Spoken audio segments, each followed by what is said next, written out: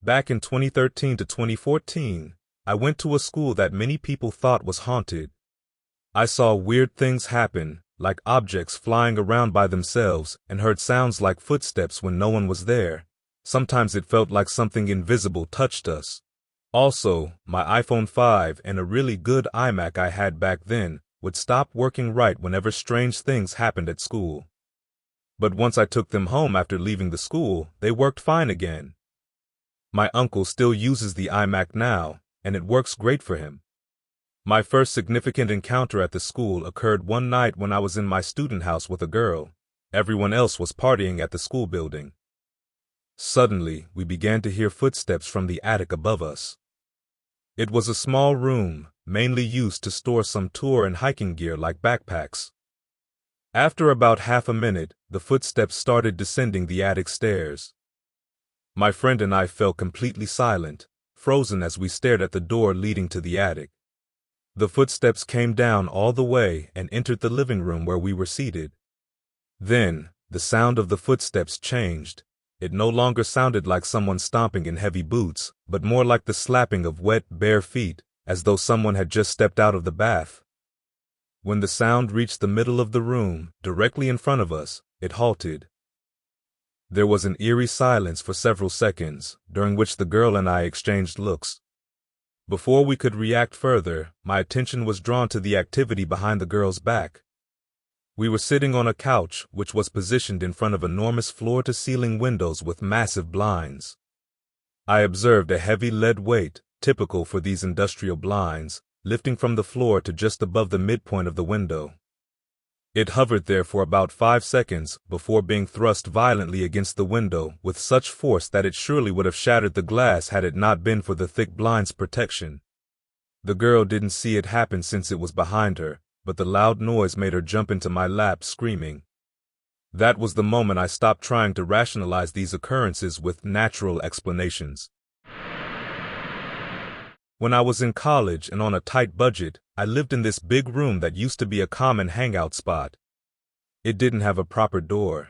Instead, there were these really heavy blankets hung up in the doorway. They did the job for keeping people from seeing in and muffling the sound. Seriously, these blankets were thick. I mean, you had to force yourself through them, and never once did a draft push them aside. One night, I'm chilling on the couch with my girlfriend, and we're facing the blanket door. Out of nowhere, the bottom of one of these heavy blankets just lifts up, like someone small or a kid on their tiptoes is holding it up checking us out. It just hangs there in the air for a few seconds and then drops back down. We both just froze, staring at it. No way it was the wind. Those blankets could have been a brick wall for all the air that got through. It was like an invisible little person had a peek into what we were doing and decided to duck out. I've racked my brain for an explanation, and all I can think of, my girlfriend's mom was super into the whole psychic scene, playing with tarot cards, summoning spirits, all that jazz. I never bought into it until that moment. But her mom lived right next door. That's how I met her daughter. My guess? Those spirits got a bit curious and followed her daughter over to my place that night. I had a really unsettling experience once, during a tense conversation with someone I used to be close with. The conversation went downhill quickly, turning into a passive-aggressive argument that culminated with the person hopping in their car and driving off. As I turned to head back inside, to my surprise they returned, parked the car, and approached me to resume our discussion. However, something was just off. The tone of their voice, their posture, the whole vibe was different. As we continued to talk, this person began to spit out some harsh and mean-spirited things that just didn't fit who they were. I was confused and said, "This isn't like you," to which they chillingly replied, "What makes you think that I'm person's name?" We carried on chatting for what felt like ages, but honestly, I can't remember the details. What I do remember is feeling increasingly uneasy, deeply sensing that something was amiss. Eventually, I had enough and told them to leave. They did. I went back inside, still processing what happened, and began sharing the bizarre incident with my sibling. Barely 2 to 3 minutes later, the doorbell rang. There was the person, back again, this time to apologize for our initial argument. They explained they'd been driving around, reflecting, and didn't want to leave things unresolved between us. Curious, I brought up the strange remarks from our latter encounter. But they gave me this puzzled look. They had no clue what I was talking about. Sure, they could have been lying, but that entire episode just had this really dark undertone. It scared the heck out of me. When I was about 17, I found myself in my bedroom, overwhelmed with emotions and weeping over something. At times, home life was tough, and that particular evening I was extremely distressed. I desperately needed someone to talk to, but the only phone in the house was downstairs, where my parents were, so calling a friend was out of the question. I was at a loss for how to cope with the burdens I was dealing with, and felt as if I couldn't bear them much longer. I remember thinking to myself, please someone, just help me. It wasn't exactly a prayer, since I'm not entirely convinced of their effectiveness.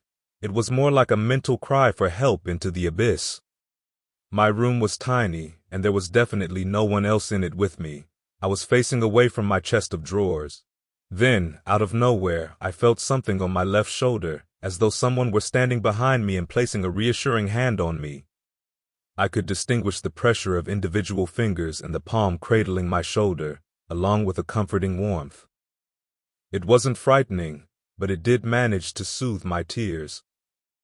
This sensation lasted for about a minute before fading away. I'm not sure what it was, but the experience was calming. To this day, I wish I could feel that reassuring touch again. We lived in a house a few years ago where random things would mysteriously disappear, only to show up somewhere else later. We didn't pay much attention to it because the missing items weren't valuable or important, which is why none of us really talked about it with each other. Then one day, my mom lost an earring. It wasn't a big deal, but it was part of a favorite pair that she wore often. About a month later, I came home to find it neatly placed in the middle of the floor at the end of a frequently used hallway with 3 doors. I snapped a photo and showed it to my mom when she got home. After I handed her the lost earring, we started talking about how strange the situation was. I brought up how I'd been losing random, lesser important things myself, like staplers. She looked at me, surprised, and said she'd been experiencing the same thing. Our housemate joined us later, and upon hearing our conversation, he chimed in with his own story. His razor had disappeared for a while, and then one day reappeared right back on his sink as if nothing had happened. After connecting all these odd instances, we came to a unanimous conclusion. We were likely sharing the space with a friendly ghost that just moved things around now and then to make its presence known. I'm not a smoker and don't have many friends who smoke, but I always keep a few ashtrays at home, just in case anyone needs one. So, about a year ago, I stumbled upon one of these ashtrays while looking for some papers in a cupboard. It was totally clean and empty, by the way. That day was pretty hectic for me, so instead of putting the ashtray back, I just set it on the kitchen table before heading out to do some repairs in the garage. After about an hour, I came back inside and saw the ashtray on the table again, but now it was filled with cigarette ash. No butts, just ash. There was a faint smell of cigarette smoke too, though not as strong as you'd expect with all that ash. I'm telling you, the ashtray was clean when I put it on the table. I grabbed a kitchen knife and cautiously checked every inch of the house. Nobody was there. I checked the doors and windows. They were all locked tight. I went through the house again to see if anything was missing. Cash, valuables, anything, but it was all accounted for. I called up all my friends, even the ones who don't smoke, and asked if they had dropped by my place. They all said no. I even examined the locks for signs of tampering, but they looked untouched. Just to be safe, I changed the locks and had a hard time sleeping for several nights. And, maybe it sounds odd, but I stored the ash in a bag and I still keep it in a drawer. I doubt it'll lead to any answers, but you never know. The day after that bizarre incident, a murder took place in my neighborhood. A mentally disturbed girl with a history of drug abuse stabbed a convenience store cashier to death following an argument over a pack of cigarettes. It is very likely unrelated, but sometimes I wonder. I don't keep spare keys in the yard, in front of the door or anything like that, in case someone is wondering. I was around 15 and babysitting for a girl who lived down the road from my parents' house. The house was older, but I never found it creepy. They had a rat terrier too, which barked at pretty much everything, probably the worst dog ever for a quiet evening. Once the kid went to bed, I settled down in the living room to watch some TV. That's when the dog started freaking out, but instead of barking at the door as usual, it began barking at one corner of the room. She ran from room to room, barking, as if she was chasing something, and eventually ended up in the kitchen making a huge racket for a good 2 minutes. Worried that the noise would wake the kid, I went to the kitchen to calm her down, but as soon as I walked in, I froze. Every single cabinet door was open, I mean, all of them. I snatched up the dog and bolted back to the living room. Once the barking stopped, I mustered the courage to go back into the kitchen and shut all the cabinets. Luckily, the dad got home not long after that. I never went back to babysit, and my parents just wouldn't believe my story. Even now I get a chill when I think about that night. One night, my brother and I were home alone, absorbed in a TV show. Our mother was working the night shift, and our father was out. Our father came back first, nudging the door open to peek his head in and greet us. We both turned around and said hello before he closed the door behind him.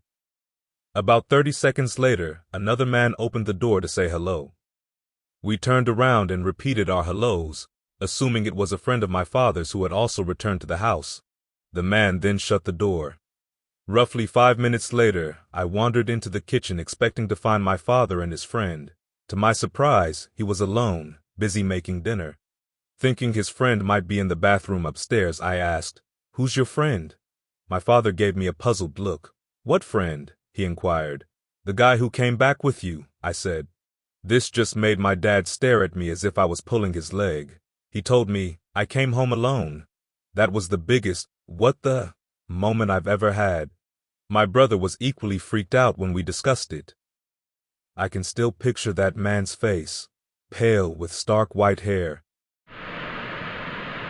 One afternoon in college, after coming back from classes, I decided to relax on the couch with a snack.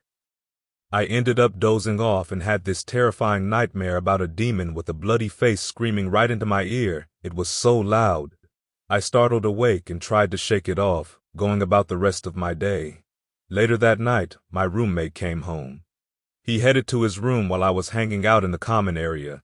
Out of nowhere, he lets out a startled yell.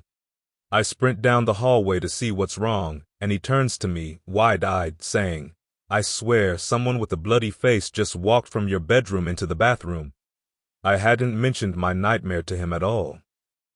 After that, I couldn't sleep for 2 days, but thankfully, nothing like that happened again. When I was 11 or 12 years old, I was in my room listening to my parents argue upstairs. It made me so mad because they were constantly fighting, and I remember wishing they would just get divorced.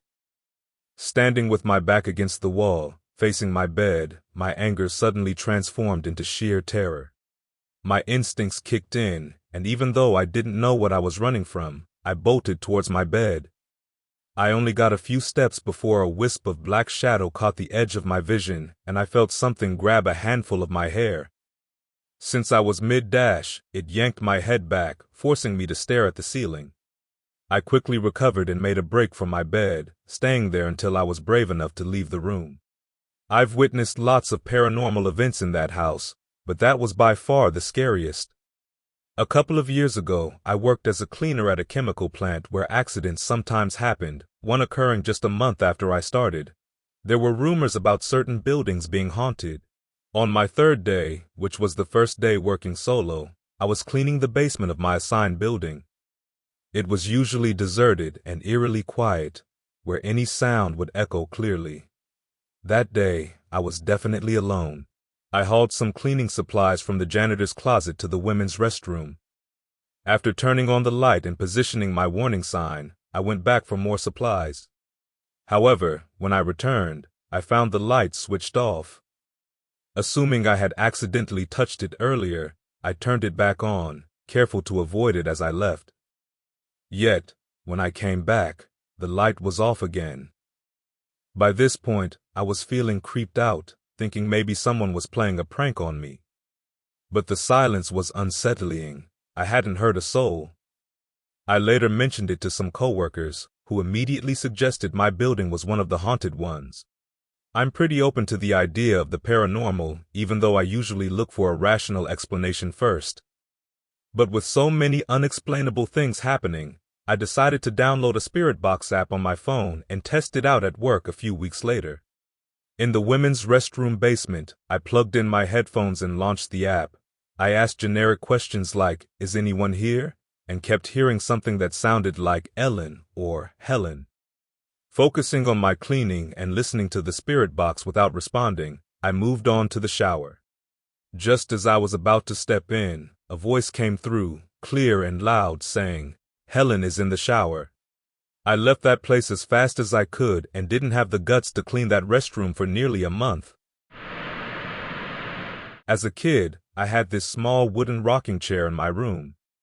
To be honest, I don't recall ever actually sitting in it, but my parents thought it made a charming decoration, so it followed us when we moved into our new house during my childhood.